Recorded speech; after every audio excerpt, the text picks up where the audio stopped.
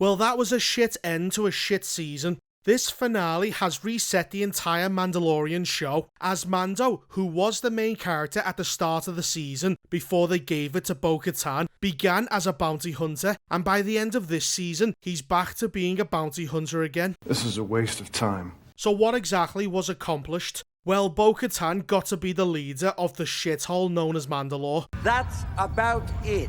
She was the only character to have any actual development, as it became very clear halfway through the season that this was no longer his show but hers, as he was relegated to a background character. The main character's a pussy.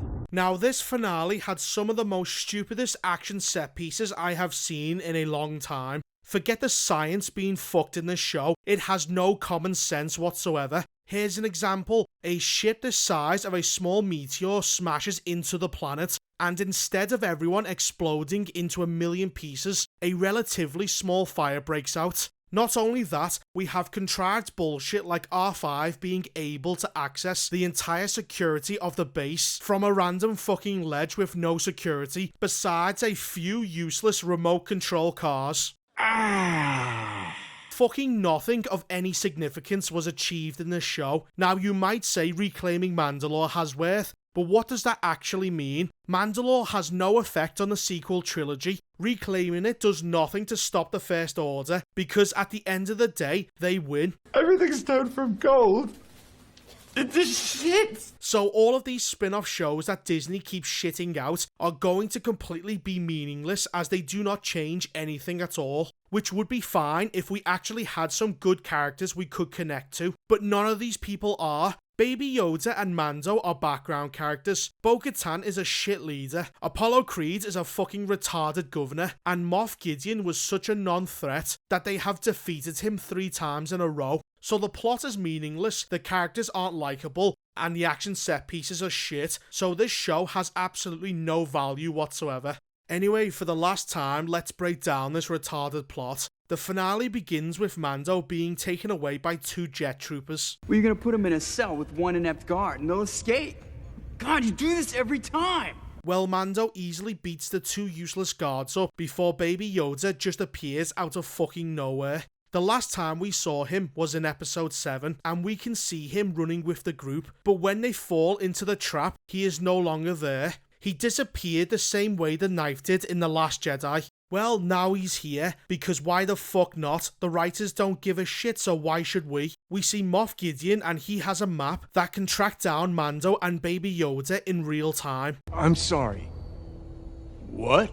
Oh look, another piece of world-breaking technology has come out. Strange though, because I don't see this in the sequel trilogy, where it could have come in pretty handy many times. My guess is that after this season, the technology will be forgotten about, because the writers clearly don't give a fuck. So Mando makes contact with R5 and it flies down to a nearby ledge. And from this ledge, it accesses a terminal which allows it to take control of the entire base that easily. Wow, that's really lazy. You may begin to ask yourself, why the fuck is the master controller to the entire base located on some random fucking ledge overseeing an abyss? It's a stupid idea. Now this seems like a massive oversight by whoever built this facility, or, and much more likely, this is nothing more than contrived bullshit, as the writers needed this to happen, but could not think of an intelligent way to do so. Because they're idiots. People who defend this will say, well, R2 did the same thing in the original trilogy. Aren't we forgetting one teensy-weensy but ever so crucial little tiny detail? Well, the ever so slight difference is that R2 had to gain access to the security center, which is located in a restricted area surrounded by actual guards. It is only from here that R2 can access the security system, and not some random fucking hallway, as that would be really stupid. We cut to Axe body spray and we can see that he has flown all the way to the cruiser, despite this show setting up the fact that jetpacks have a short limited range before running out of fuel. Well, fuck what they establish, because he has no problem reaching space and the cruiser. Not only that, he seems to fast travel to the bridge of this enormous ship less than a minute after landing. And send all available troops down as reinforcements. Bo-Katan needs our help!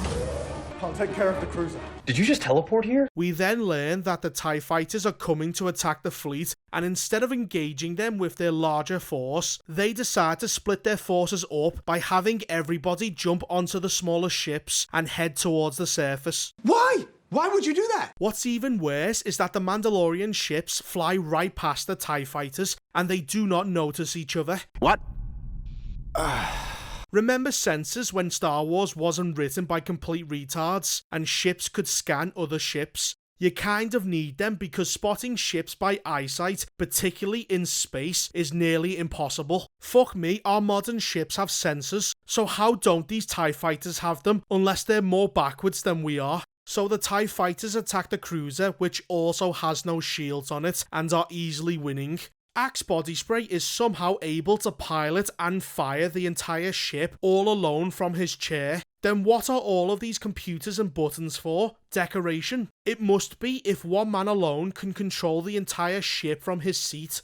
We cut back to Mando and we can see the energy walls from the Phantom Menace as he goes along and kills all of the guards one by one. God, that was boring. We then learn another law-breaking fact that Moff Gideon is cloning himself to have the Force. Fuck off. Well, I guess anybody can have the Force now. Everyone can be super, and when everyone's super, no one will be. So Gus goes on to say that these clones are essential to his plans going forward, as he wants to make a bullshit Force clone army. If these clones are so essential to his plans, then why the fuck were they so lightly guarded? You know exactly where Baby Yoda and Mando are all the time due to your map, so you should have known they were coming to the clone chamber. Surely a less retarded character would have had those clones guarded, with the 3 Praetorians from the last episode.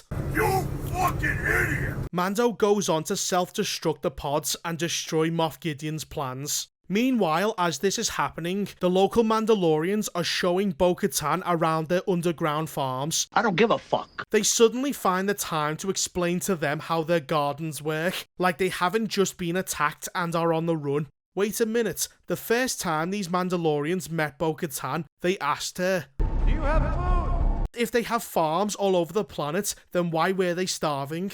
I don't know. It was probably just a shit excuse for them to bump into Bo-Katan's group. They eventually meet up with the other Mandalorians who have abandoned their ships before fighting the jet troopers mid-air in a terrible CGI fight where, for the 100th time, Beskar ends up being about as useful as a cock-flavoured lollipop. Mando confronts Gus, who is not only wearing Beskar armor, but is also somehow super strong, and he beats the shit out of Mando. And once again, out of nowhere, the Praetorian guards just show up, because for some reason, Gus had them stand behind these boxes, all to just come out for dramatic effect, rather than have them guard his priceless clones. Well, that's just silly. Silly, yes. Idiotic, yes.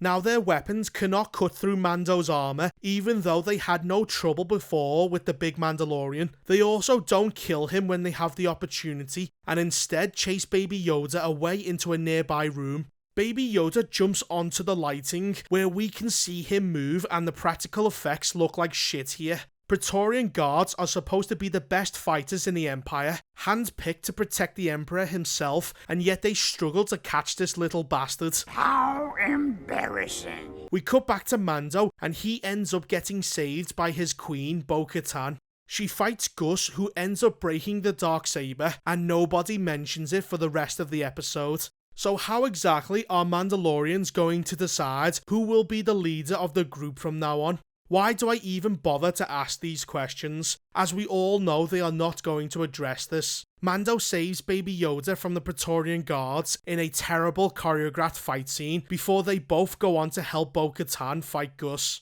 As this is happening, Axe Body Spray decides to suicide bomb the cruiser into the planet. Now, what exactly happened to all of the TIE fighters? 1 minute they were destroying the cruiser, the next they're gone. They were clearly winning, so I guess they just decided to fuck off somewhere, as the plot needed them to. Now, Axe body spray somehow manages to fit this enormous cruiser into this tiny hole. If you catch my drift. And he just flies out of the ship to safety as he still has fuel. So I did a quick check on Wikipedia, and the light cruiser is about 230 meters long. A ship that large would crash into the planet like an asteroid and vaporize everything in the surrounding area. Well, this does not happen. Instead of being vaporized by an explosion, they are hit by a wall of fire that kills Gus. I don't know how. He is in a sealed off suit that can withstand the temperature of a lightsaber, so why would orange fire, which is much colder than a lightsaber, be able to kill him? Also, 2 episodes ago, Bo-Katan was allowed to be the leader of the group and take the Darksaber from Mando because she beat an enemy that Mando could not beat. So by the same shit logic, Axe body spray should be the leader again, because it's his kamikaze attack that kills Moff Gideon. So shouldn't he be in charge? Probably not, because the rules only matter when the writers want them to. Baby Yoda somehow has the power to be able to block an explosion from a small asteroid. What a load of bollocks. After that bullshit, they go on to have a big ceremony and everybody is celebrating. I don't give a fuck. Din Djarin adopts Baby Yoda as his son, and the blacksmith woman says that his name from now on is Din Grogu. Does that mean we've been saying Din Djarin's name backwards the entire time, like they do in Japan? So his real name, said properly, is Djarin Din. He then fucks off to meet the New Republic pilot and says to him that he wants to start bounty hunting again, because this show has no idea what to do with him as a character anymore. The pilot says that he is not authorized to give him a bounty. You know, this is against regulation. It'll never get approved. Which is why you won't tell them. Then how the fuck is he supposed to pay you out of his own pocket? Or is he just supposed to embezzle large amounts of credits for you before eventually getting arrested like Sam Bankman-Fried? The last scene is of Mando retiring to his house on Navarro, and we can see Baby Yoda torturing small animals for fun. You evil fuck! And that's the end. Oh, thank God. They ended the show the way they did because they are clearly having problems with Pedro Pascal, as he never shows his face once this season and is never actually on set. This is probably why they made Mando a background character and gave the show to Bo-Katan instead.